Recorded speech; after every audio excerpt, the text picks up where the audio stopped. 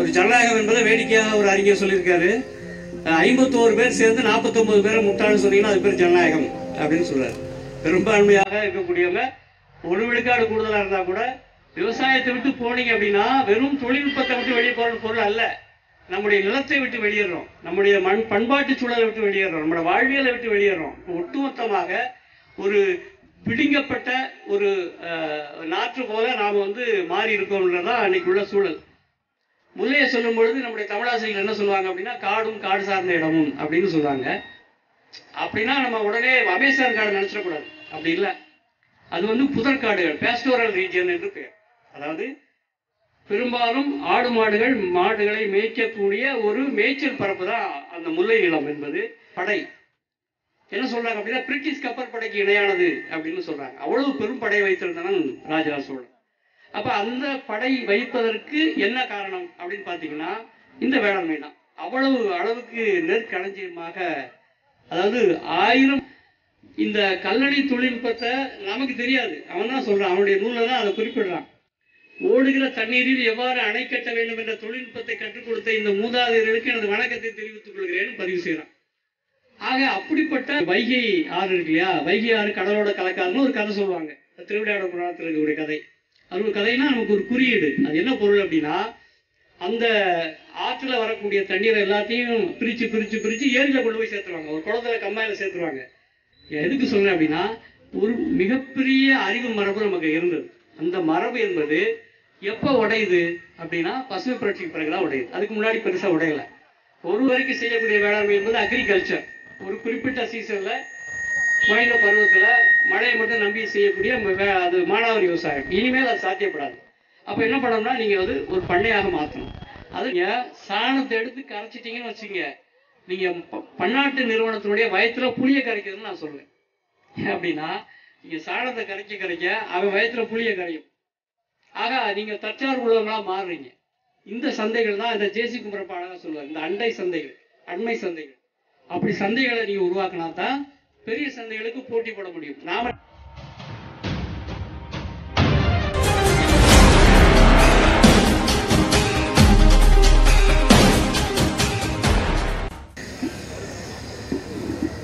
நிகழ்ச்சியின் அடுத்த நிகழ்வாக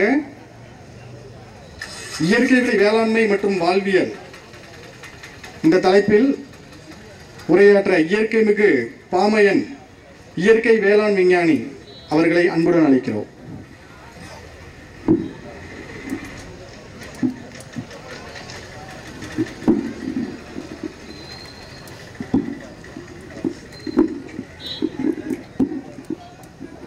அன்பிற்குரிய பஞ்சம்பட்டி வாழ் பெருமக்களே, இந்த ஐயா நம்மாழ்வாளருடைய பிறந்தநாளை முன்னிட்டு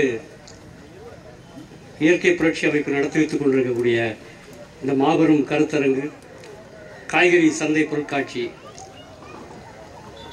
இதனுடைய அமைப்பாளர்கள் அன்புக்குரிய ஜோசப் அவர்களே, அன்புக்குரிய காதர் மீரான் அவர்களே, விஜயபாரதி அவர்களே, இங்கே இந்த அமர்விலே வரவேற்புரையாற்றிய அருமைக்குரிய முனைவர் ஆரோக்கியதாஸ் அவர்களே, எனக்கு முன்னால் ஒரு அருமையான உரையாற்றிய பெருமதிப்புக்குரிய அக்கா குருவமாடு அவர்களே, பின்னால் பேச இருக்கக்கூடிய விதைகளை தமிழகமெங்கும் பரப்பிக் கொண்டிருக்கக்கூடிய அன்பிற்குரிய பிரியா ராஜ்நாராயணன் அவர்களே, மற்றும் நன்றி உரை ஆற்ற இருக்கக்கூடிய பாலசுப்ரமணிய மாணிக்க அவர்களே, முன்னால் வந்திருக்கக்கூடிய சான்றோர்களே, உழவர் பெருமக்களே, உங்கள் அனைவருக்கும் என் முதற்கண் வணக்கம். இங்கே எனக்கு கொடுக்கப்பட்ட தலைப்பு இயற்கை வழி வேளாண்மை மற்றும் வாழ்வியல். கிட்டத்தட்ட அம்மா நிறைய செய்திகளை சொல்லிட்டாங்க. ஏன்னா நான் பெரிய பேச்சாளர்லாம் கிடையாது. ஒரு அடிப்படையில் ஒரு இயற்கை வேளாண்மையை பரப்பி கொண்டிருக்கக்கூடிய ஒரு சாதாரண மனிதன். அந்த அடிப்படையில் எனக்கு தெரிந்த சில கருத்துக்களை நான் உங்களோடு பகிர்ந்து கொள்கிறேன். பொதுவாக இந்த இயற்கை வழி வேளாண்மை அப்படிங்கிறதும் தமிழ்நாட்டு சூழலுக்கு ஒரு மற்ற உலக சூழலுக்கு ஒரு சின்ன வேறுபாடு இருக்கு. நம்மளை பெரும்பாலும் இங்கே இருக்கக்கூடிய இயற்கை வேளாண்மை அமைப்புகளை ஒன்றிணைக்கக்கூடிய செய்தி என்னவென்றால், தமிழும் இயற்கையும் தான் ஒன்றிணைக்குது. அடிக்கடி நண்பர் காதர் மீரன் அவர்கள் சொல்லுவாங்க, நாம் எப்படி இணைகிறோம் அப்படின்னா தமிழாலும் இயற்கையாலும் இணைகிறோம். ஏன் அப்படின்னா இந்த தமிழ் சமூகம் என்பது இயற்கையோடு இணைந்த வாழ்வியலை கொண்டது, அதுதான் அடிப்படை. அந்த அடிப்படையில் நம்முடைய எல்லா அரங்குகளையுமே வந்து ஐயா நம்மாழ்வார் அடிக்கடி சொல்லுவார், நம்ம வந்து நம்முடைய அடிப்படை அந்த ஜீன் இருக்கு இல்லையா, அந்த மரபு ஈனி, அது வந்து அடிப்படையில் இயற்கையோடு இணைந்தது அப்படின்னு சொல்லுவார். ஸோ அந்த அடிப்படையில் நம்முடைய இந்த இயற்கை வழி வேளாண்மை என்பது உலகம் முழுவதுமாக இன்று பெருகி வரக்கூடிய ஒரு இயக்கமாக இருக்கிறது. அதுவும் சொல்லணும்னா எந்த ஒரு அரசு நிறுவனங்களோ அல்லது பெரும் நிறுவனங்களோ இந்த இயற்கை வேளாண்மையை தொடங்கலை. சின்ன சின்ன உழவர் அமைப்புகள் தான், குறிப்பாக உலகம் முழுவதும் இருக்கக்கூடிய பழங்குடி மக்களாக இருக்கக்கூடிய சிறு சிறு விவசாயிகளாக இருக்கக்கூடிய சின்ன சின்ன அமைப்புகள் சேர்ந்து இன்று ஒரு பெரிய அளவாக உலகம் முழுவதும் பேசப்படக்கூடிய ஐநா மன்றங்களை அங்கீகரிக்கக்கூடிய ஒரு பெரும் அமைப்பாக வளர்ந்திருக்கிறது. அதுதான் இயற்கை வேளாண்மையுடைய இயக்கத்தினுடைய வரலாறு. ஸோ அந்த அடிப்படையில் நமக்கு ஒரு பெரிய பெருமையும் ஒரு தொடர்ச்சியும் நமக்கு இருக்குது. ஏன் அப்படின்னா ஏற்கனவே நான் சொன்னது போல அந்த வேளாண்மை என்பது தமிழர்களுடைய அடிப்படையான ஒரு ஒரு தொழில்நுட்பம் மட்டுமல்ல, ஒரு வாழ்வியலாக கூட இருந்திருக்கிறது. இப்போ நமக்கு ஒரு 4 சிக்கல்களை இந்த உலகம் சந்தித்து கொண்டிருக்கிறது. விவசாய உலகம் அல்லது உழவர் சமூகம் சந்திக்கக்கூடிய முக்கியமான 4 பிரச்சனைகள், குறிப்பாக இந்திய உழவர்களுக்கான பிரச்சனைகள் அடிப்படையாக 4 சொல்லலாம். ஒன்று என்ன அப்படின்னா, இந்த தற்சார்பு என்பது அளிக்கப்பட்டிருக்கு, உலகம் முழுவதும் அளிக்கப்பட்டிருக்கு. இந்தியாவிலையும் குறிப்பாக உழவர் சமூகத்தினுடைய தற்சார்பு என்பது அளிக்கப்பட்டு விட்டது. ஏன் அப்படின்னா ஒரு காலகட்டத்தில் நம்மள்கிட்ட தான் விதை இருந்தது, விதை தான் அடிப்படையானது. அந்த விதை என்பது அனைத்து உழவர்களோ அல்லது உழவர் சமூகத்திடமோ இருந்தது. அதற்கு பின்னால் வந்து இரண்டாவது ஒரு தற்சார்பு என்பது உரம், உரம் என்பது எரு என்பது நம்மளிடம் இருந்தது. மூன்றாவதாக தொழில்நுட்பம், தொழில்நுட்பம் என்பது மக்களிடம் இருந்தது. இந்த 3மே வந்து இப்பொழுது இல்லை. நீங்கள் யோசிச்சு பாருங்க, விதை என்பது கிட்டத்தட்ட எல்லா விவசாயிகளும் ஒரு 95லிருந்து 99 விழுக்காடு விவசாயிகள் வந்து வெளியே தான் விதை வாங்குகிறோம். ஒன்று கம்பெனி விதை வாங்குவோம், இல்லை மிஞ்சி மிஞ்சி போனால் அரசாங்கத்தில் வாங்குவோம். அடுத்ததாக பார்த்தீங்கன்னா உரம் என்பதும் கிட்டத்தட்ட முழுக்க சந்தையில் தான் இருக்குது. கம்பெனி விதைகள், கம்பெனி உரங்கள் தான் நமக்கு கிடைக்குது. தொழில்நுட்பத்தையும் நம்ம வெளியே தான் வாங்குகிறோம். ஸோ அடிப்படையில் இந்த தற்சார்பு என்பது அளிக்கப்பட்டு விட்டது. பசுமை புரட்சிக்கு முன்பாக இருந்த அந்த தற்சார்பு என்பது இப்பொழுது இல்லை. அதற்கு அடுத்தாக சிக்கல் என்ன அப்படின்னா சந்தை. எப்பொழுதெல்லாம் சந்தையில் விலை அதிகமாக இருக்குதோ அப்போ விவசாயிகளோட உற்பத்தி குறைவாக இருக்கும். எப்பெல்லாம் வந்து சந்தையில் விலை உற்பத்தி அதிகமாக இருக்குதோ அப்போ சந்தையில் விலை குறைவாக இருக்கும். நீங்கள் எப்படி பார்த்தாலும் விவசாயிகளுக்கு பயனே இருக்காது. விலை அதிகமாக தக்காளி உற்பத்தி பண்ணிட்டோம், சந்தையில் நல்லா விற்கலாம் அப்படின்னு போனீங்கன்னா அந்த சந்தையில் விலை இருக்காது. சரி, விலை நல்லா இருக்குது சந்தையில், இப்போ 100 ரூபா விற்கிது வெங்காயம் அப்படின்னா இருக்காது. அதோட அடுத்ததாக ஒரு சிக்கல் என்னன்னா, இந்தியாவுடைய ஏற்றுமதி இறக்குமதி கொள்கைகள் அது சந்தையோடு தொடர்புடையது. இப்போ நம்மளாம் நினச்சிட்டு இருப்போம் தேங்காய் ரொம்ப விளைச்சலாக இருக்குது, இந்த வருஷம் நம்ம கடன்கடெல்லாம் அடைச்சிக்கலாம், இல்லை நகரட்டெல்லாம் திருப்பிடலாம் அப்படின்னு நினச்சிக்கிட்டு இருப்போம். அப்போ பாமாயில் இறக்குமதி பண்ணுவாங்க.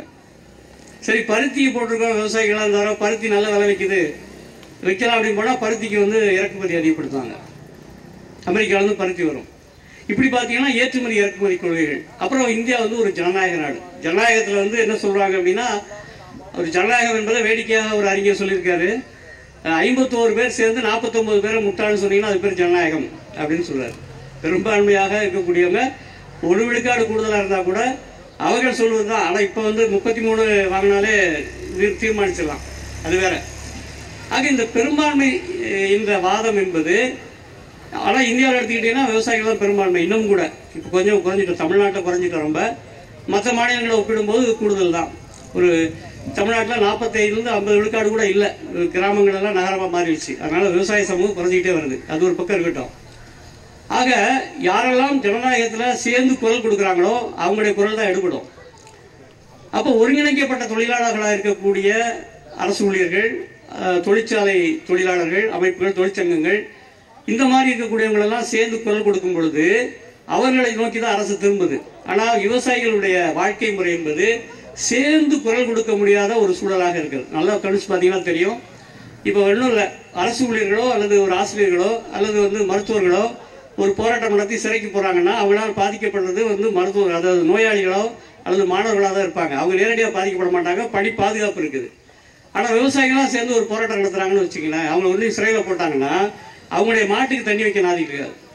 ஆக அவங்க வாழ்க்கை சூழல் என்பதே அவங்கள வந்து ஒன்று சேர்ந்து போராட முடியாத ஒரு சூழலாக மாற்றி இருக்கிறது. இது முக்கியமாக பார்க்கணும். ஆக இந்த மாதிரி சூழல்ல நீங்க ஐந்தாண்டு திட்டங்கள் எடுத்து பார்த்தீங்கன்னா, ஐந்தாண்டு திட்டம் இப்போ கிடையாது, அது வேற மாத்திட்டாங்க. ஏற்கனவே இருந்த ஐந்தாண்டு திட்டங்கள் எடுத்து பார்த்தீங்கன்னா முதல்ல ஐந்தாண்டு திட்டம் மட்டும்தான் விவசாயிகளுக்கு சார்பான ஒரு ஐந்தாண்டு திட்டமாக இருக்கும். அப்பொழுது ஜே.சி. குமாரப்பா போன்ற அறிஞர்கள்லாம் இருந்ததுனால நமக்கு கொஞ்சம் அதில் ஒரு வாய்ப்பு கிடைத்தது. அதற்கு பிற்பாடு வந்த ஐந்தாண்டு திட்டங்கள் எடுத்து பார்த்தீங்கன்னா வேளாண்மையினுடைய பட்ஜெட் குறைஞ்சிக்கிட்டே வந்திருக்கும். அதுதான் நிலைமை. இது ஒரு பக்கம். இந்த சூழல்ல நாம் என்ன செய்வது? விவசாயிகளுடைய இந்த நெருக்கடியான காலகட்டத்தில் கொத்து கொத்தாக விவசாயத்தை விட்டு மக்கள் வெளியேறிட்டு இருக்காங்க. அப்ப இது என்ன கொண்டு போய் நிறுத்தும் அப்படின்னா சர்வீஸ் செக்டார் தான் அதிகப்படுத்திருக்கோம். இன்னைக்கு வந்து இந்தியாவினுடைய அதிகமான ஜிடிபியில மிகப்பெரிய பங்கு வகிப்பது சர்வீஸ் செக்டார் என்று சொல்லக்கூடிய சேவைத்துறை நிறுவனங்கள் தான். விவசாயத்தினுடைய பங்கு 2.5 விழுக்காடு கீழே குறைஞ்சிட்டே வருது. ஆக இப்படி ஒரு சிக்கலான சூழல்ல நாம் என்ன செய்வது? விவசாயிகள் விவசாயத்தை விட்டு போகிறதா? விவசாயத்தை விட்டு போனீங்க அப்படின்னா வெறும் தொழில்நுட்பத்தை விட்டு வெளியே போற பொருள் அல்ல, நம்முடைய நிலத்தை விட்டு வெளியேறோம், நம்முடைய பண்பாட்டு சூழலை விட்டு வெளியேறோம், நம்முடைய வாழ்வியலை விட்டு வெளியேறோம். ஒட்டுமொத்தமாக ஒரு பிடிங்கப்பட்ட ஒரு நாற்று போல நாம் வந்து மாறி இருக்கோம்ன்றதான் அன்னைக்கு உள்ள சூழல். ஆக அப்படிப்பட்ட ஒரு நெருக்கடியான காலகட்டத்தில் நாம் எப்படி தப்பித்துக் கொள்வது அப்படிங்கிறதா நமக்கு முன்னாடி இருக்கக்கூடிய மிகப்பெரிய கேள்வியாக இருக்குது. அப்ப எப்படி தப்பிக்கிறது? இப்ப தப்பிப்பதற்கான வேலையாக தான் நம்ம இந்த இயற்கை வேளாண்மைங்கிறத கூட தொட வேண்டிய ஒரு நெருக்கடியில் இருக்கிறோம். அப்ப இந்த சூழல்ல நாம் ஒரு பெரிய சந்தையை உருவாக்கி விட முடியுமானா சிரமம். சரி, நம்ம ஒரு பெரிய மாபெரும் இயக்கத்தை தொடங்கி அரசை கைப்பற்றி அரசுடைய திட்டங்களை மாற்ற முடியுமானா இப்படிக்கு இருக்க சூழல் அப்படி இல்லை. ஏன்னா வாழ்க்கை சூழலே நெருக்கடியாக இருக்கிறது. அப்ப எங்கிருந்து தான் தொடங்குவது அப்படின்னு பார்த்தீங்கன்னா நாம் தொழில்நுட்பத்தில் தொடங்க வேண்டும் அப்படின்னு தொடங்க வேண்டியிருக்கு. சரி, இப்ப தொழில்நுட்பம் என்பது என்ன? இயற்கை வேளாண்மைக்கான தொழில்நுட்பங்கள் தான் என்ன? நம்ம விவசாயிகள் நிறைய கிட்டத்தட்ட ஒரு 30 ஆண்டுகளாக நாம் தொடர்ந்து செய்த வேலையின் காரணமாக ஒரு சிற்பமான தொழில்நுட்பம் நமக்கு இன்னைக்கு இருக்குது. ஆனா அதை தொடங்குவதற்கு முன்பாக நம்முடைய மரபு சார்ந்த தொழில்நுட்பங்கள் என்னவாக இருந்தது என்பதை பற்றிய ஒரு திரட்டுதல் என்பது நமக்கு தேவைப்பட்டது. அதெல்லாம் மரபு சார்ந்த தொழில்நுட்பம்.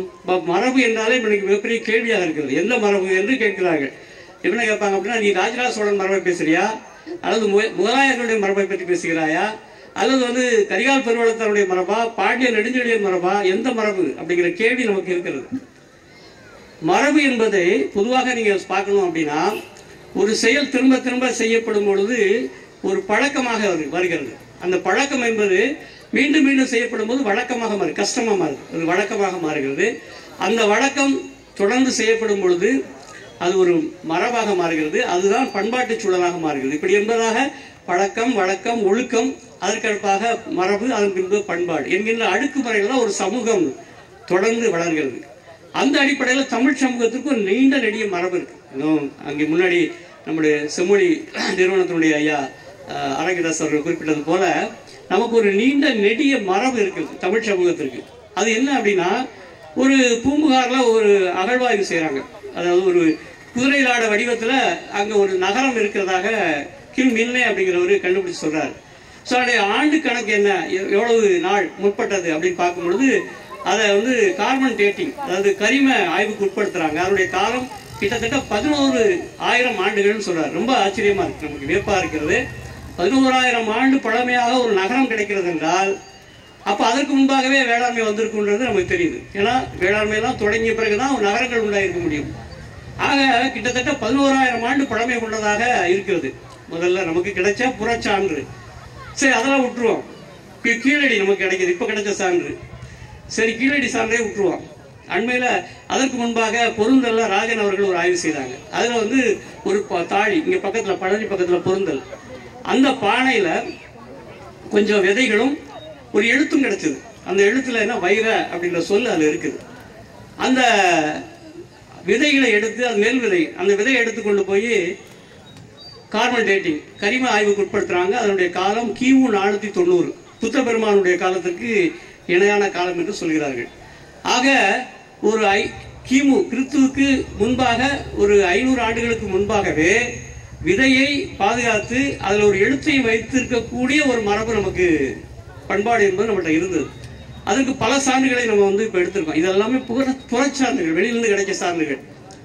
சரி, இலக்கிய சான்றுகள் எடுத்துக்கிட்டீங்கன்னா ஏன் அப்படின்னா, பொதுவாக பேசலாமா? சரி, நம்ம தொடர்ந்து பேசலாம். கேக்குது இல்லையா? சரி, இப்ப நம்ம புறச்சான்றுகளை பற்றி பேசுறோம். இப்ப அகச்சான்றுகளுக்குள்ள வருவோம். அகச்சான்றுகள் இலக்கியம் தொடர்பான சான்றுகள், இலக்கியத்துல எழுத்துக்களாக ஓலைச்சுவடிகளாக நமக்கு எப்படி கிடைச்சது அப்படின்னு பார்க்கலாம். ஸோ அந்த அடிப்படையில நமக்கு மிக பழமையான ஒரு இலக்கியம் என்பது தொல்காப்பியம். தொல்காப்பியம் கிட்டத்தட்ட அதனுடைய காலம் பல்வேறு அறிஞர்கள் பல்வேறு காலத்தை சொன்னா கூட கிமு 700 என்று குறிப்பிடுகிறார்கள். கிறிஸ்து பெருமானுக்கு 700 ஆண்டுகளுக்கு முந்தைய இலக்கியம் தொல்காப்பியம். தொல்காப்பியத்துல ஒரு குறிப்பு என்ன வருது அப்படின்னா, இந்த போருக்கு போகும் பொழுது அதை பற்றியான பாட்டு, அதைத்தான் பொதுவாக திணைகளாக பிரிக்கும் பொழுது அந்த போர் செய்வதற்கான ஒரு களவழி என்கின்ற ஒரு பாட்டு முறை உண்டு. அது ஒரு யாப்பு வகை. அதுபோல ஏரோர் களவழி அப்படின்னு ஒரு சொல்ல பயன்படுத்துறாரு தொல்காப்பியர். ஏரோர் என்பது ஏர் பிடித்து உழுகக்கூடிய உழவர்களை பற்றியான ஒரு பாட்டு வகைக்கு ஏரோர் களவழி என்கின்ற ஒரு சொல்ல பயன்படுத்துறாரு தொல்காப்பியர். இது ஒரு பழைய சான்று. அதற்கு பிறகு நீங்க பாத்தீங்கன்னா சங்க இலக்கியம் முழுவதும் ஒரு நீண்ட நெடிய நம்முடைய வேளாண்மை பற்றியான செய்திகளை நீங்க பார்த்துக்கிட்டே போகலாம். அதுல நமக்கு கிடைச்ச செய்தி என்னன்னா, இந்த திணை கோட்பாடு அப்படிங்கிற ஒரு மிகப்பெரிய ஒரு செய்தி. இந்த உலக சமூகத்திற்கு தமிழர்கள் கொடுத்த கொடை அப்படின்னு சொல்லலாம். வேற எந்த ஒரு சமூகமும் உரிமை கொள்ள முடியாத ஒரு மிகப்பெரிய ஒரு கோட்பாடு நம்முடைய திணை கோட்பாடு. இந்த திணை அப்படிங்கிற இந்த சொல்லாட்சி உலகத்தில் இருக்கக்கூடிய பல பண்டைய சமூகங்களை பற்றி நம்ம ஆய்வு செய்து பார்க்கும் பொழுது அது மாறுபட்டதாக சிறப்பானதாக இருக்கிறது, மிகவும் அறிவியல் பூர்வமாகவும் இருக்கிறது என்பது அடிப்படை. இப்போ நீங்க பண்டைய நாகரிகங்கள் அப்படின்னு எடுத்துக்கிட்டீங்கன்னா, மிக பழமையான நாகரிகங்கள் சொல்லக்கூடிய நமக்கு சொல்லக்கூடிய சுமேரிய நாகரிகம், எகிப்து நாகரிகம், அதே போல சிந்துவெளி நாகரிகம், சைன நாகரிகம், இப்படி பல நாகரிகங்களை நம்ம சொல்லலாம். இப்ப நாகரிகங்கள் என்பதற்கும் பண்பாட்டு சமூகம் என்பதற்கும் ஒரு சின்ன வேறுபாடு இருக்கு. என்ன அப்படின்னா, ஒரு சமூகம் பண்பாட்டு கூறுகளை, சடங்குகளை, சம்பிரதாயங்களை வைத்துக் கொண்டிருந்தால் அது பண்பாட்டு சமூகம். அது அல்லாமல் எழுத்துக்களும் இலக்கியங்களையும் கொண்டிருக்கக்கூடிய ஒரு சமூகத்தை தான் நாகரிக சமூகம் என்று சொல்வோம். அந்த அடிப்படையில மிக பழமையான நாகரிகங்கள் என்று சொல்லக்கூடிய அந்த நாகரிகங்கள் எடுத்து பார்த்தீர்கள் என்றால், இந்த சமூகங்களை நடத்தியது யார், அந்த சமூகத்தினுடைய தலைமகனாக இருப்பவர்கள் யார் அப்படின்னு பாத்தீங்கன்னா பெரும்பாலும் பூசாரிகளாக தான் இருக்கிறாங்க. நீங்க எகிப்துல பாத்தீங்கன்னா அரசனும் அந்த பூசாரியும் கிட்டத்தட்ட ஒரே ஆளாக தான் இருப்பாங்க. அதனாலதான் பெரிய பிரமிடு என்கின்ற பிரமிடை கட்டி அதுல ஒரு ஓட்டையை போட்டு இறைவனுக்கு சமமாக மன்னனை வைத்தார்கள். அதாவது அரசனும் அந்த இறைவனும் அங்க ஒன்றுதான். அதே போல நீங்க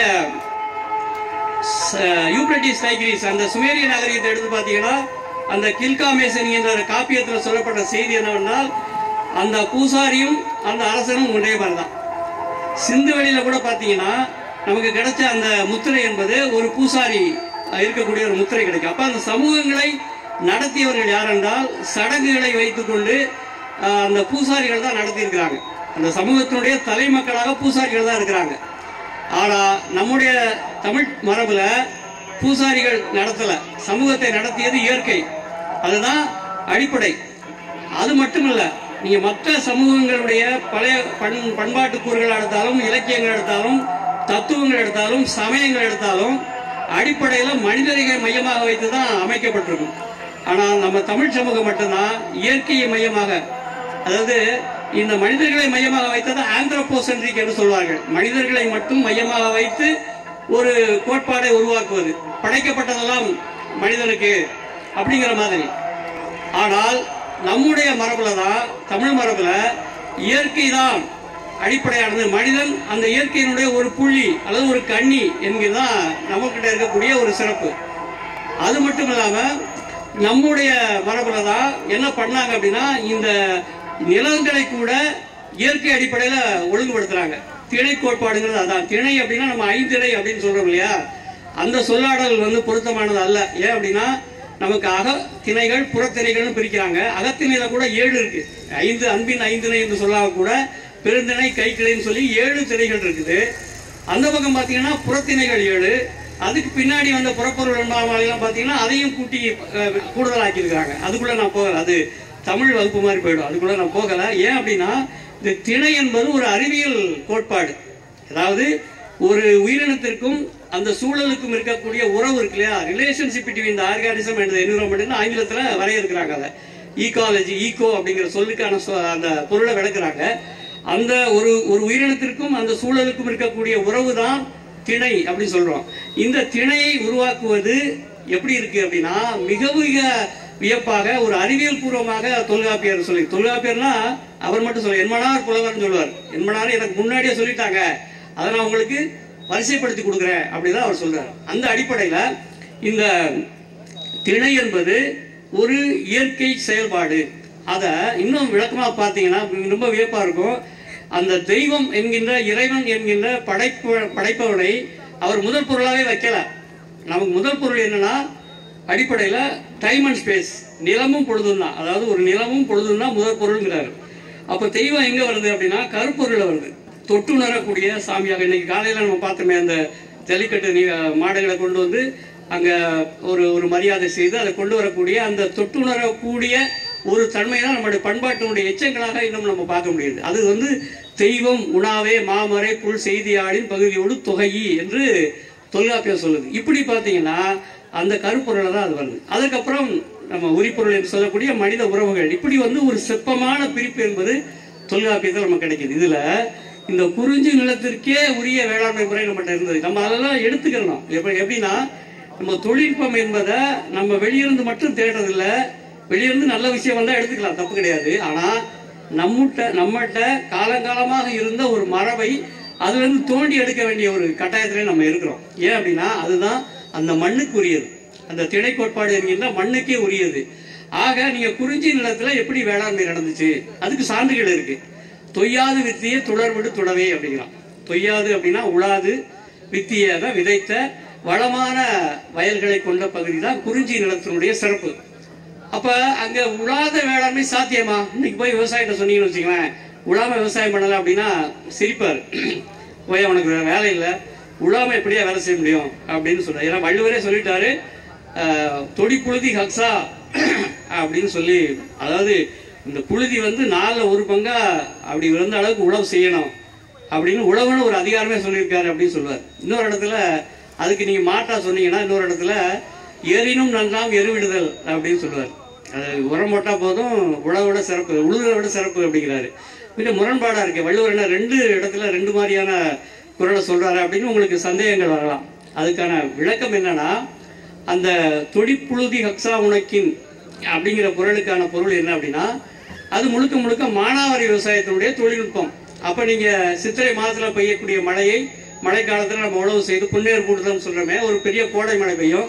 அந்த கோடை மழை பெய்யும் பொழுது உழவு செய்து நல்லா உழுது வச்சிட்டோம்னா பெய்கிற மழையானது பிடித்து வைக்கப்படும், மண்ணினுடைய ஈரம் காக்கப்படும். அதனாலதான் அந்த புழுதி உழவுன்னு சொல்லக்கூடிய முறை செய்யறது. அந்த பக்கம் அவர் சொல்றது ஏறினும் என்றாம் எருவிடுதல் அப்படிங்கிற பொருள் என்னன்னா, பாசன விவசாயத்துல செய்யக்கூடிய தொழில்நுட்பம். அங்க நீங்க வந்து தொடர்ச்சியாக விவசாயம் பண்ணணும். இது மானாவாரியில மழையை மட்டும் நம்பி ஒரு குறிப்பிட்ட பருவத்தில் மட்டும் செய்யக்கூடிய வேளாண்மை. அங்க வந்து தொடர்ச்சியான மருதநில வேளாண்மை, அது வேற. அங்க வந்து நீங்க வந்து எரு போட்டாகணும். இதுதான் 2க்குள்ள வேறுபாடு. அது ஒரு பக்கம் இருக்கட்டும். இப்ப நம்ம குறிஞ்சி நிலத்துல பேசுவோம். குறிஞ்சி நிலத்துல உழாமல் விவசாயம் பண்ண முடியுமா, டூ நத்திங் ஃபார்மிங் செய்ய முடியுமா அப்படின்னா செய்ய முடியும் அப்படின்னு நம்ம நிரூபிக்கல. மசானாஃபு பக்கோக்கான ஒரு அறிஞர் இருந்தார், ஜப்பான் நாட்டுக்காரர். அவருடைய வாழ்நாள் முழுவதும் அவர் வந்து இதை தான் செய்து காட்டினார். அவர் எழுதப்பட்ட புத்தகம் தான் அந்த ஒற்றை வைக்கோல் புரட்சி அப்படின்னா தமிழை நாங்கள் முதல்ல கொண்டு வந்தோம். இந்த 1 Star Revolution அப்படிங்கிற புத்தகம். அவருக்கு ஆங்கிலம் தெரியாது, ஜப்பானிய மொழி தான் தெரியும். அப்போ ஜப்பானில் எழுதி அப்புறம் ஆங்கிலத்துக்கு வந்து அப்புறம் நம்ம தமிழில் கொண்டு வந்தோம். அந்த புத்தகம் உலகத்தை குலுக்கி போட்ட புத்தகங்களில் முக்கியமான புத்தகம். அவர் அதில் என்ன செய்தி சொல்றார் அப்படின்னா, இந்த வேளாண்மை செய்வதற்கு உழ வேண்டிய தேவையில்லை, அது பேர் டூ நத்திங் ஃபார்மிங் என்று சொல்கிறார். நோ டில்லிங் ஃபார்மிங், உழவே வேண்டாம் அப்படிங்கிறது. அது எப்படி சாத்தியப்பட்டது அப்படின்னு பார்த்தீங்கன்னா, அதுக்கு விளக்கம் வந்து திருக்குறளை தான் சொல்றாரு, வள்ளுவர் தான் சொல்றாரு. என்ன அப்படின்னா, ஒரு நாட்டினுடைய அரண் எப்படி இருக்கும், பாதுகாப்பு அரண் என்ன அப்படின்னா, பெரிய கோட்டை கொத்தளங்களோ அல்லது பெரிய அகழிகளோ அதெல்லாம் கிடையாது. அப்ப என்ன, அது மணிநீரும் மண்ணும் மலையும் அணிநிழற் காடும் உடையது அரண் அப்படிங்கிறார். மணிநீர், அணிநிழற் காடு 2 முக்கியமான சொல்லாட்சிகள். இந்த மணிநீர் என்பதில் ஆங்கிலத்தை சொல்லணும்னா கிறிஸ்டல் கிளியர் வாட்டர். இப்போ நம்ம பாட்டில் கொடுக்குறாங்களா தண்ணி, அந்த மாதிரி ஒரு படிக தூய்மையான நல்ல நீர், அந்த தண்ணீர் தான் வந்து ஒரு நாட்டினுடைய அரண் முதலாக இருக்கிறது. அதற்கு அடுத்தாற்போல் அணிநிழற் காடை பற்றி பேசுறார். அந்த ரெண்டையும் நான் எடுத்துக்கிறேன், மற்றதை பற்றி பேசுறேன். நான் இந்த அணிநிழற் காடு என்பது ஒவ்வொரு குறிஞ்சி நிலத்திலையும் இருக்கக்கூடிய ஒரு சிறப்பு. அது ஆங்கிலத்தில் சோலா ஃபாரஸ்ட் என்று சொல்கிறார்கள். சோலைக்காடுகள்னு தமிழில் சொல்லலாம். இது எங்க இருக்கு அப்படின்னா நம்முடைய மேற்கு தொடர்ச்சி மலையில மட்டும்தான் இருக்குது. உலகத்தில் வேற எங்கேயும் கிடையாது. அமேசான் காடுகளில் கிடையாது, அதே போல காங்கோ காடுகளில் கிடையாது, ஐரோப்பிய மண்ணில் இருக்கக்கூடிய இந்த அந்த ஆல்ப்ஸ் மலை பகுதியிலலாம் இல்லை. அது எங்க இருக்கு அப்படின்னு பார்த்தீங்கன்னா நம்முடைய மேற்கு தொடர்ச்சி மலையில தான் இருக்குது. என்ன சிறப்புனா அடுக்கடுக்காக அமைஞ்சிருக்கும். இந்த மர அமைப்பு ஒரே மாதிரி இருக்காது, மோனோகல்ச்சரா இருக்காது. அதாவது பூமிக்குள்ள ஒரு பயிர் இருக்கும், அதற்கு அடுத்த போல மூடிட்டுக்கூடிய போர்வை பயிர் இருக்கும், அப்புறம் சிறு செடிகள், குற்று மரங்கள், நடுத்தர மரங்கள், அப்புறம் நெடிதோங்கிய மரங்கள், அந்த மரங்களை பற்றி படர்கின்ற கொடியினங்கள் என்று 7 வகையான பயிர்கள் இருக்கும். அந்த இடத்துக்கு பேர் தான் அணிநிழற் காடுன்னு பேர். இப்போ அந்த அணிநிழற் காடு இருக்கும் பொழுது பெய்கிற மழையானது அந்த மழை துளி என்பது மண்ணை போய் தொடாது, அதே போல அடிக்கிற வெயிலும் மண்ணை தொடாது. அப்போ பாதுகாக்கப்பட்ட டாப் சாயில், மேல் மண் வந்து பாதுகாப்பாக இருக்கும். அப்போ பெய்கிற மழையானது பூமியில் அப்படியே பிடிச்சி வச்சுக்கிட்டு கொஞ்சம் கொஞ்சமாக வெளிவிடும். அதனால தான் வெள்ளி அருவின்னு சொல்கிறோமே கொடைக்கானலில், வெள்ளை வெளியேன்னு வரக்கூடிய வெள்ளி அருவி. அதுக்கான காரணம் அங்கே இருக்கக்கூடிய அணிநிழற் காடு அமைப்பு தான். அதை என்னைக்கு நம்ம வெட்டி அழித்து அங்கே வந்து நம்ம யூக்கலிப்டஸ் மரங்களையோ மற்ற சவுக்கு போன்ற மரங்களையோ போட ஆரம்பிச்சோமோ அப்போ தான் பிரச்சனை. அப்போ அந்த அணிநிழற் காடு என்கின்ற அமைப்பை நீங்கள் அதை தொடர்ந்து பராமரித்து வந்தீங்க அப்படின்னா அங்கே உழ வேண்டிய தேவையில்லை. பஞ்சு போல இருக்க நிலம், விதை போட்டிங்கன்னா அப்படியே முளைக்கும். இந்த மாதிரியான நிலத்தை நம்ம மாற்ற முடியும். இப்போ விவசாயத்தில் இப்போ நீங்கள் காதர் மீரான் ஐயா தோட்டத்துக்கு போய் பார்த்தீங்கன்னா அவர் அந்த மாதிரியான ஒரு அமைப்பை உருவாக்கி இருக்கிறாரு. அந்த மரங்களுக்கு இடையில விழுந்த இலைகள்லாம் மெல்ல மெல்ல விழுந்து அடுத்து பாருங்களேன் அந்த அமைப்புல இருந்தா அடுத்து கத்துக்கிறான். நம்முடைய மனிதன் வந்து அடுத்த 2வது இடம் முல்லை நிலம். அதுல என்ன கத்துக்கிறான் அப்படின்னா அதை பார்த்து இயற்கையை பார்த்து காப்பி அடிக்கிறான். இது வந்து முல்லை நிலம் என்பது குறிஞ்சி வந்து நம்ம சொல்லிட்டோம் மலையும் மலை சார்ந்த இடம் சொல்றோம். முல்லையை சொல்லும் பொழுது நம்முடைய தமிழாசிரியர்கள் என்ன சொல்லுவாங்க அப்படின்னா காடும் காடு சார்ந்த இடமும் அப்படின்னு சொல்லுவாங்க. அப்படின்னா நம்ம உடனே அமேசான் காடு நினைச்சிடக்கூடாது, அப்படி இல்லை. அது வந்து புதற்காடுகள், பேஸ்டோரல் ரீஜியன் என்று பெயர். அதாவது பெரும்பாலும் ஆடு மாடுகளை மேய்க்கக்கூடிய ஒரு மேய்ச்சல் பரப்பு தான் அந்த முல்லை நிலம் என்பது. முல்லை நிலத்தினுடைய லேண்ட்ஸ்கேப்பை நீங்கள் முழுசாக பார்த்தீங்கன்னா டாக்டர் மூ அவர்கள் விரிவாக எழுதியிருக்கிறார் அந்த நூலில், அவருடைய PhD ஆய்வு தான். அது தமிழ்லேயே வந்திருக்கு, ஆங்கிலத்திலும் அந்த புத்தகம் வந்திருக்கு. அந்த முல்லை நிலத்தினுடைய அந்த பரப்பு எப்படி இருக்கும் அப்படின்னு பார்த்தீங்கன்னா பெரும்பாலும் அந்த மேய்ச்சல் பரப்பு என்பது நம்முடைய ஆயர் மக்கள் வந்து நாடோடிகள் கிடையாது. நாடோடிகள்னு நீங்கள் நொமேட்ஸ்ன்னு எடுக்கக்கூடாது. அவன் என்ன சொல்கிறான் அப்படின்னா பாலோடு வந்து கூழோடு போயிடும். அதாவது பாலை கொண்டாந்து கொடுத்துட்டு சாப்பாடு வாங்கிட்டு போகிறான். எப்படி நம்ம வடிகத்தில் அந்த பூம்புகார் பதில் ஐயா சொன்னது போல பொண்ணோடு வந்து கரியோடு போயிடும் அப்படின்னு சொல்கிறான். பொண்ணுன்னா தங்கம், தங்கத்தை கொண்டாந்து கொடுத்துட்டு அந்த மிளகு, கறினா மிளகுன்னு பொருள், அந்த மிளகை வாங்கிட்டு போயிருக்கிறான். அந்த காலத்தில் கிரேக்கத்துல இருந்தும் அரேபியாவில இருந்தும் வந்து வாங்கிட்டு போயிருக்கிறாங்க. அதுக்கு நம்முடைய மிளகு வந்து தங்கத்துக்கு இணையாக விற்கப்பட்டதான செய்திகள்லாம் பிளைனி போன்றவங்கெல்லாம் எழுதியிருக்கிறாங்க. சொன்னது போல அதே மாதிரி இவன் கூழோடு வந்து பாலோடு வந்து கூழோடு போயிடும் அப்படின்னு அப்ப இவங்களுக்கு வந்து மாடு மேய்ச்சிட்டு அப்புறம் வீட்டுக்கு வந்துருவாங்க. ஒரு செட்டில்மெண்ட் இருக்கும். நாம் அந்த ஆரியர்கள் போல இடம் விட்டு பெரிய இடங்களுக்கு போகக்கூடிய ஒரு வகையான நாடோடி மரபு நமக்கு கிடையாது. ஏன் அதனாலதான் நீங்க எழுத்து பார்த்தீங்கன்னா மற்ற நாடோடி சமூகங்களுக்கு எழுத்து கிடையாது. அவங்களுக்கு வந்து பேச்சு மட்டும்தான். காதல அதை என்ன சொல்றாங்கன்னா சுருதி அப்படின்னு சொல்லுவாங்க. கேட்டு கேட்டு வேதங்கள் எல்லாம் சுருதிகள் என்று சொல்வார்கள். கேட்டு கேட்டு அவங்க சொல்லுவாங்க, ஒப்பிப்பாங்க.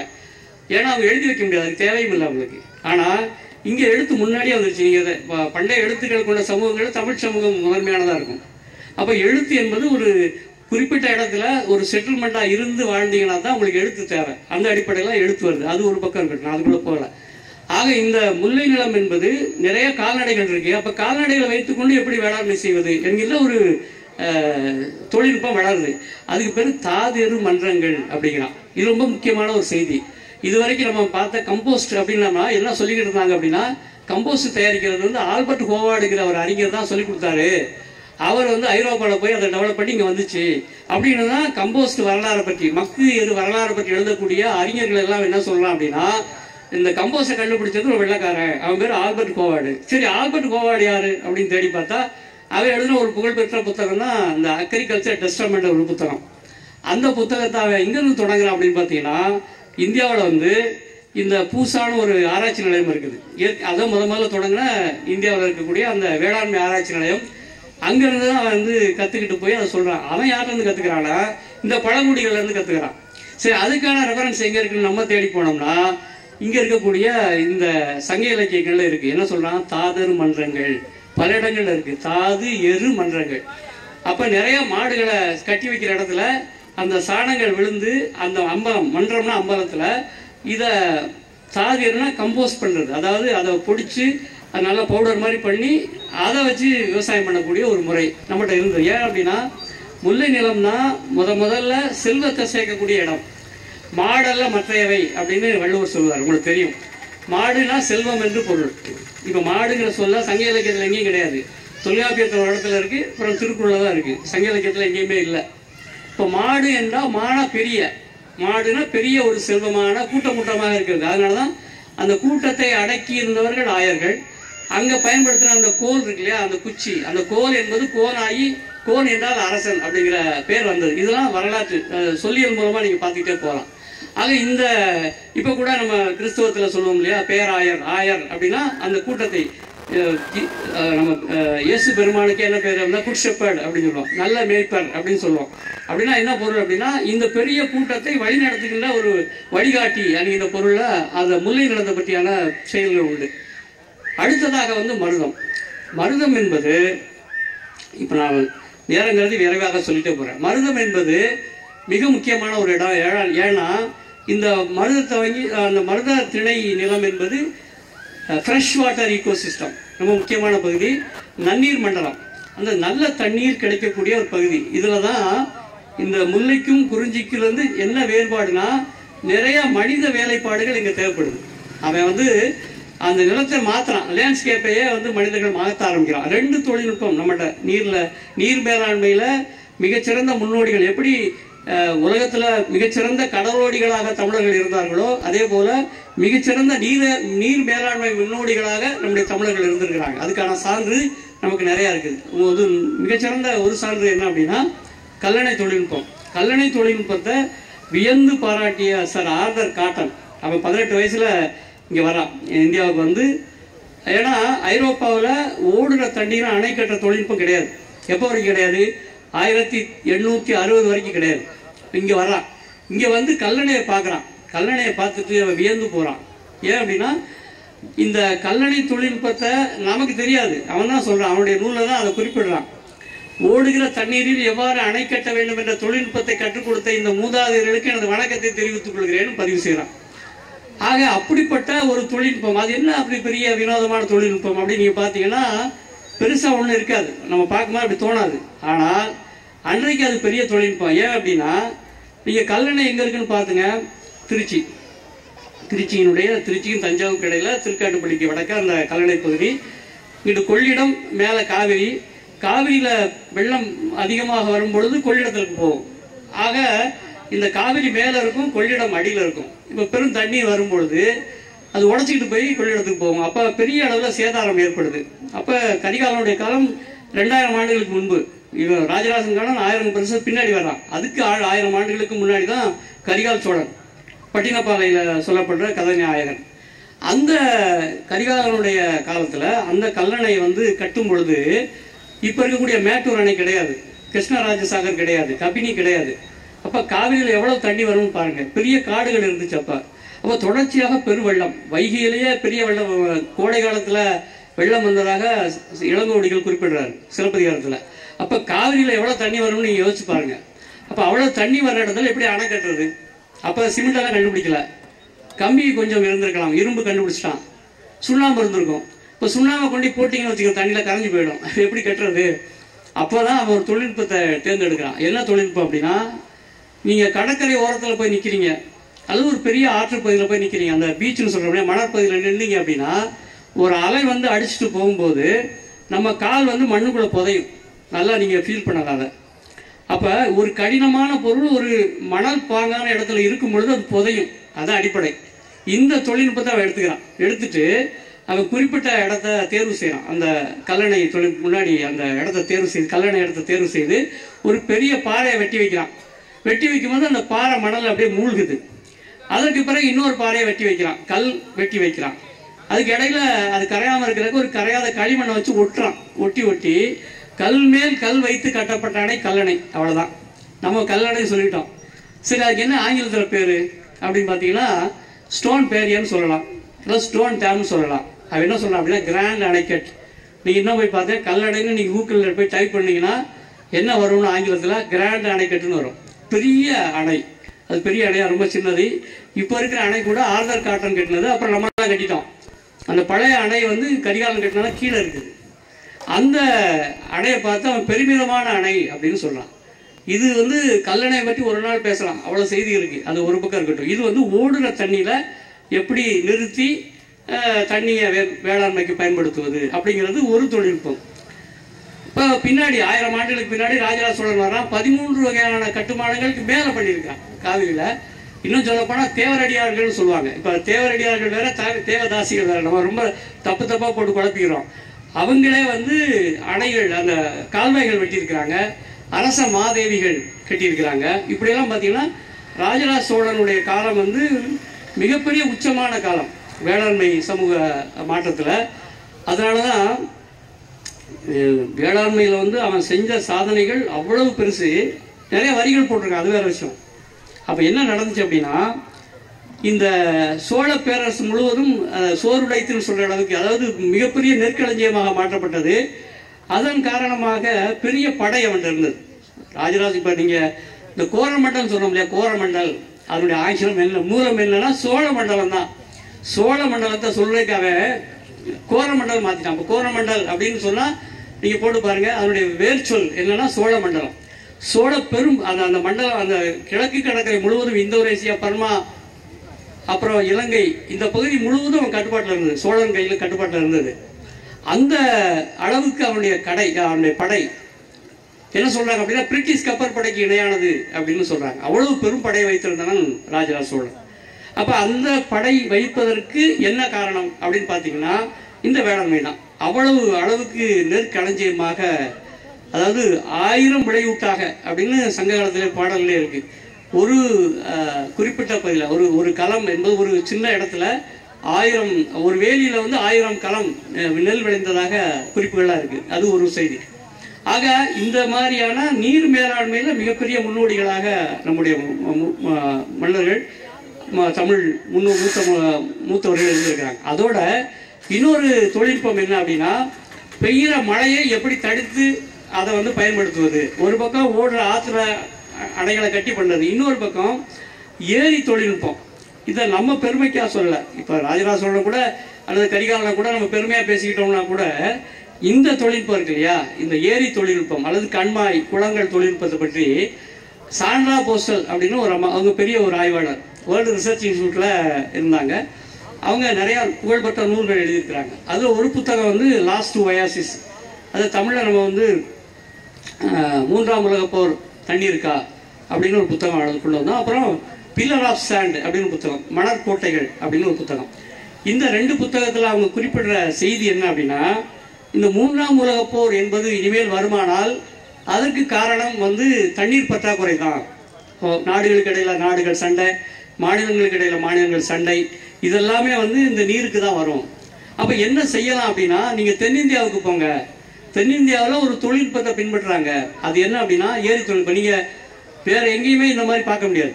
உலகத்தில் ஒரு செயின் டேங்க் சொல்லுவோம். நம்மகிட்ட வந்து இந்த சங்கிலி தொடர் ஏரிகள் வந்து உலகத்தில் எங்கேயும் பார்க்க முடியாது. நீங்கள் இன்னும் சொல்ல போனால் நீங்கள் வைகை ஆறு இருக்கு இல்லையா, வைகை ஆறு கடலோட கலக்காதுன்னு ஒரு கதை சொல்லுவாங்க.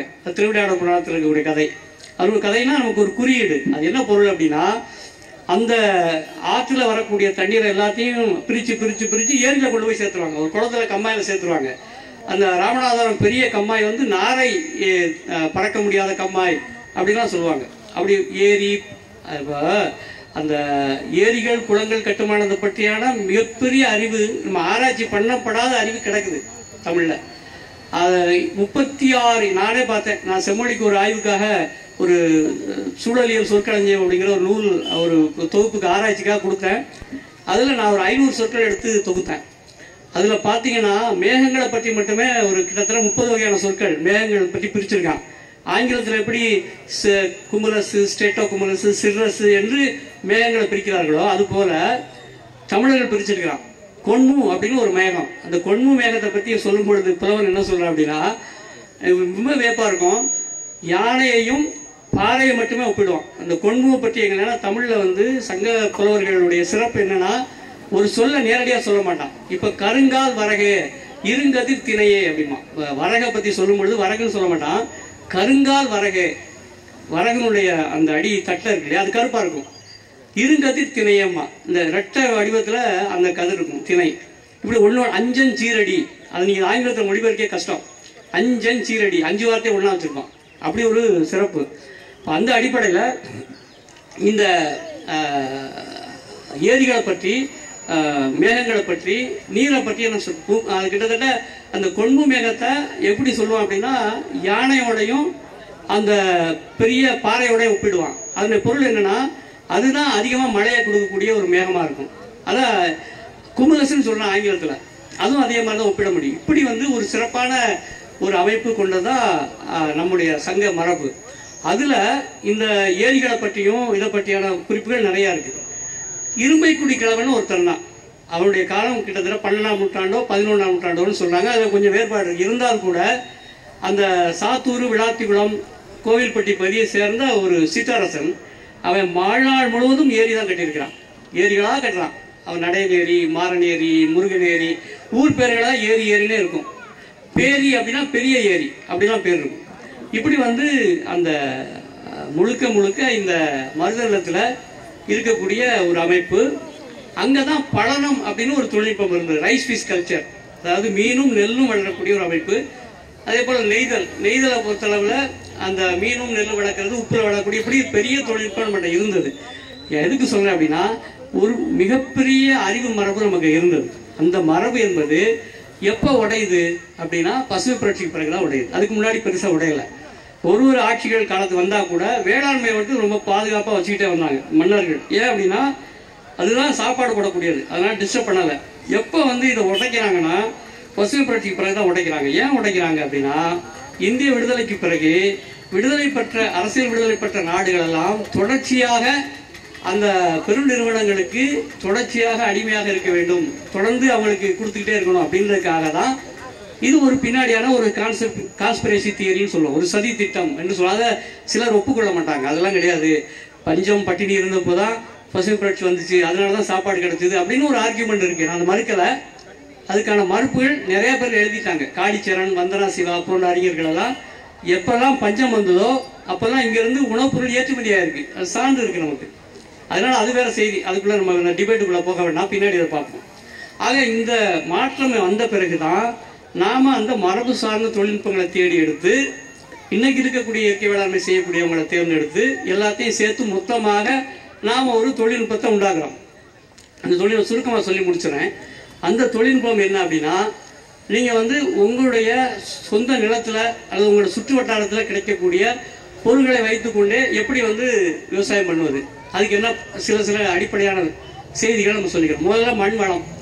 மண்ணை வளப்படுத்தாமல் ஒன்றும் பண்ண முடியாது. மண் வளத்துக்கு என்ன குறிப்பு, எளிமையான குறிப்பு என்ன அப்படின்னு பார்த்தீங்கன்னா, சாயில் கார்பனை அதிகப்படுத்தணும். மண்ணில் இருக்கக்கூடிய மண்ணக கரிமத்தை அதிகப்படுத்தணும். அதுக்கு என்ன வழி? தாவர கழிவை, விலங்கு கழிவை மண்ணில் சேர்க்கணும். சரி, நம்ம எங்கே இருக்கோம்? டிராபிக்கல் ரீஜனில் இருக்கோம், வெப்பமண்டலத்தில் இருக்கும், அதிகமான வெயில் அடிக்கும். அப்போ நீங்கள் எவ்வளோ கழிவு சேர்த்தாலும் ஆர்கானிக் கார்பன் இன்ஆர்கானிக் கார்பனாக மாறிடும். அதாவது உயிர்ம கரிமம் வேதியியல் கரிமமாக மாற விடக்கூடாது. அப்போ அதுக்கு நிறையா மரங்கள் வேணும். இப்போ மரங்களுக்கு இடையில வேளாண்மை செய்யணும். அப்போ காய்கறிக்கான ஒரு பகுதி, மரங்களுக்கான ஒரு பகுதி, நீருக்கான ஒரு பகுதி என்கின்ற அடிப்படையில் பண்ணை வடிவமைப்பு உண்டாகணும். அது ஃபார்ம் டிசைனிங் பேர். அப்போ நீங்கள் இனிமேல் இதுவரைக்கும் செய்யக்கூடிய வேளாண்மை என்பது அக்ரிகல்ச்சர். ஒரு குறிப்பிட்ட சீசனில் குறைந்த பருவத்தில் மழையை மட்டும் நம்பி செய்யக்கூடிய அது மானாவாரி விவசாயம். இனிமேல் அது சாத்தியப்படாது. அப்போ என்ன பண்ணோம்னா, நீங்கள் ஒரு பண்ணையாக மாற்றணும். அதற்கான தொழில்நுட்பங்களை நம்ம கண்டறியணும். அதுக்கு என்ன அப்படின்னா, குறைந்தபட்சம் ஒரு விலங்கு கழிவு, தாவர கழிவை விலங்கு கழிவாக மாற்றக்கூடிய ஏதாவது ஒரு அனிமல் உங்கள்கிட்ட வேணும், ஒரு விலங்கு வேணும்.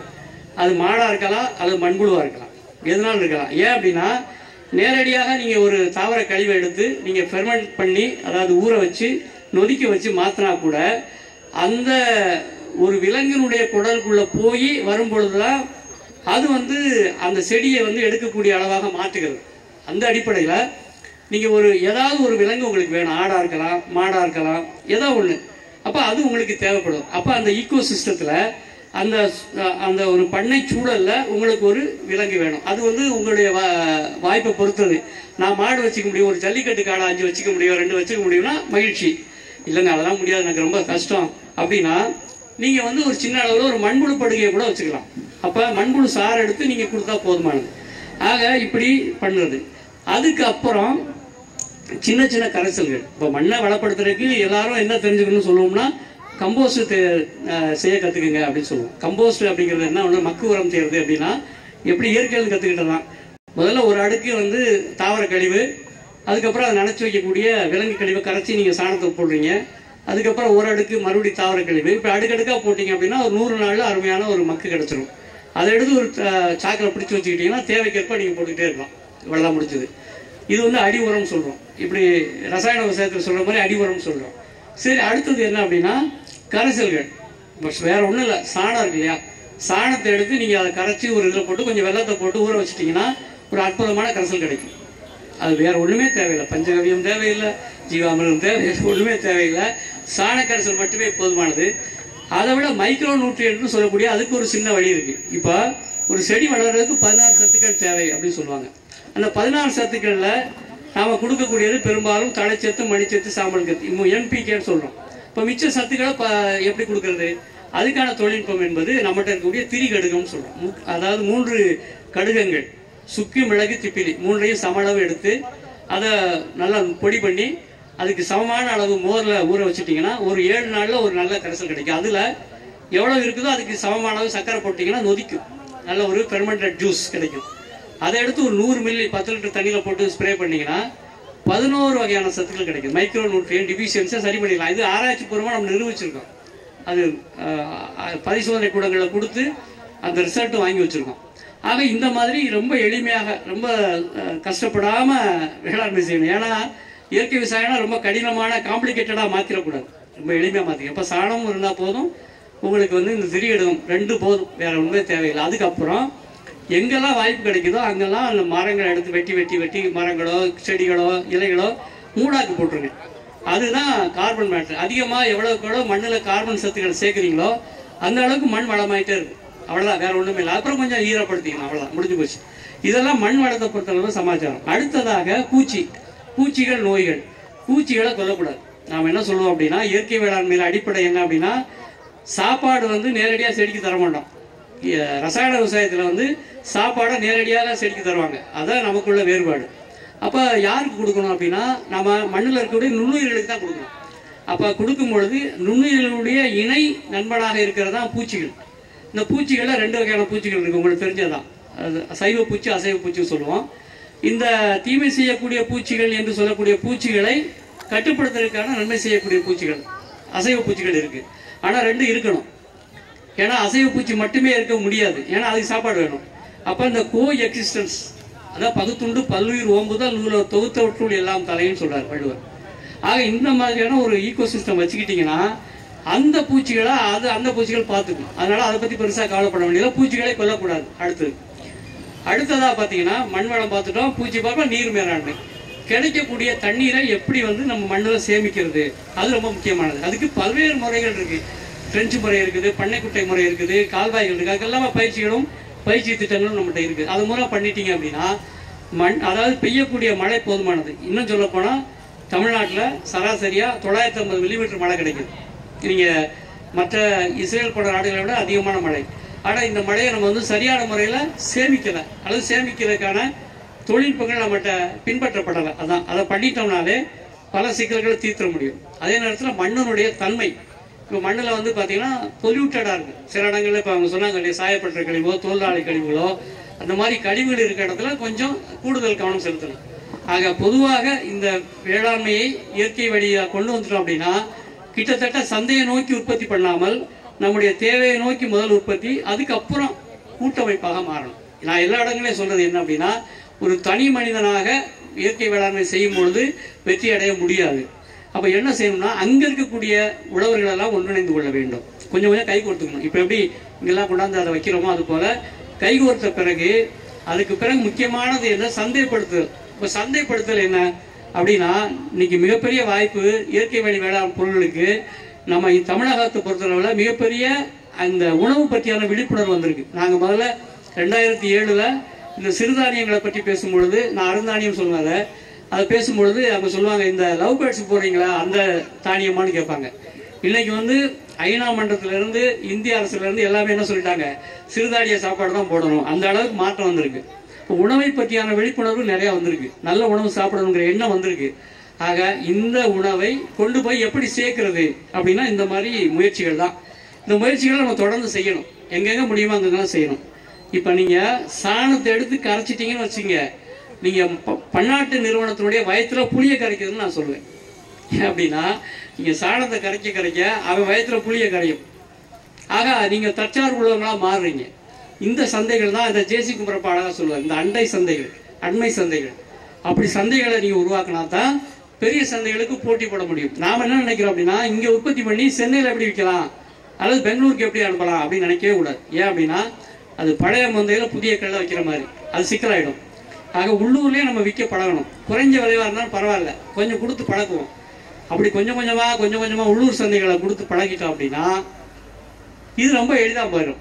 ஆக சந்தையை வந்து நம்ம கூட்டமாக மாறுவது, ஒன்றோடு ஒன்று இணைந்து கொள்வது, நெட்வொர்க்காக மாறுறது, சந்தைகளை நாமே கையில் எடுப்பது, தொழில்நுட்பத்தை பரிமாறிக்கிறது, இன்னைக்கு இருக்கக்கூடிய இந்த எல்லா விதமான சமூக ஊடகங்களையும் நம்ம பயன்படுத்துவது, இப்படியெல்லாம் பண்ணிட்டாலே பெரிய அளவில் வெற்றி கிடைக்கும். இப்போ பிரியா போன்றவங்க, சுந்தர் போன்ற நிறையா பேர் வந்து விதைகளில் நிறைய வேலை செய்கிறாங்க. அதே போல் மண் வளத்தில் வேலை செய்கிறவங்க, டிசைனிங்கில் வேலை செய்கிற தம்பிகள், இப்போ ராஜகணேஷ் பண்ணவங்கலாம் ஃபார்ம் டிசைனில் வந்திருக்காங்க. இப்படி நிறைய இளைஞர்கள் சொட்டு நீர் பாசனத்தில் ஒரு பெரிய துறையாக மாறி இருக்கு. நீங்கள் பார்த்தீங்கன்னா இயற்கை வேளாண்மைங்கிறது இளைஞர்கள் ஒரு 10ஆம் பசலித்தனமானது நினைக்கக்கூடாது. இன்னைக்கு வந்து கன்வென்ஷனல் ஃபார்மிங் தான் 10ஆம் பசலித்தனமானது. நாம வந்து இப்போ இன்னைக்கு தான் நாம தான் மாடர்ன் ஆர்கானிக் ஃபார்மிங் சொல்றோம். நவீன வேளாண்மை தான் இயற்கை வேளாண்மை. நம்ம பழைய முறை முன்னாடி சொல்ற நவீன வேளாண்மைன்றது ஏதோ அதை அவங்க செய்யறது அப்படிலாம் கிடையாது. இன்னைக்கு இருக்கக்கூடிய நவீன வேளாண்மைங்கிறது இயற்கை வேளாண்மை. ஆக இதுக்கான பெரிய வாய்ப்பு இருக்கு. வேற ஒன்றும் இல்லை, ஃபார்ம் டிசைன் பண்ணை வடிவமைப்பை மட்டும் நீங்கள் கற்றுக்கிட்டீங்கன்னா ஒரு மணி நேரத்துக்கு நீங்கள் 1000 ரூபா 2000 ரூபா சார்ஜ் பண்ண முடியும். அந்த அளவுக்கு தேவை இருக்குது. அதே போல் இந்த பொருட்களை சந்தைப்படுத்துறதுக்கான தேவை இருக்குது. இதெல்லாம் வந்து இன்னைக்கு இருக்கக்கூடிய இளைஞர்களுக்கு பெருகி வரக்கூடிய வாய்ப்புகள். அப்போ அந்த பண்ணையில் வந்து காட்டு விலங்குகள் வராமல் இருக்கிறதுக்கான சின்ன சோலாரில் வந்து வேலிகள் அமைக்கிறது, இப்படி சொல்லிக்கிட்டே போகலாம். அவ்வளோ பெரிய வாய்ப்புகள் நம்மகிட்ட இருக்குது. ஆக எந்த துறை படித்தாங்க, சிவில் படித்தவங்க ஃபார்ம் டிசைனுக்கு வரலாம், இன்ஜினியரிங் படிக்கிறவங்க இந்த மாதிரியான கருவிகளுக்கு வரலாம். இப்படி ஒரு துறை சார்ந்த வல்லுநர்களும் இதில் வந்து இயங்கலாம். இந்த மாதிரி நீங்கள் செய்யும் பொழுது இந்த இயற்கை வேளாண்மை இயக்கம் என்பது ஒரு பெரிய அளவுக்கு வாழ்வியல் மாற்றத்தை உண்டாக்கி, ஒரு அரசியல் மாற்றத்தை உண்டாக்கி, ஒட்டுமொத்தமான சமூக மாற்றத்தை உண்டாக்கும் என்று கூறி முடிக்கின்றேன். நன்றி, வணக்கம்.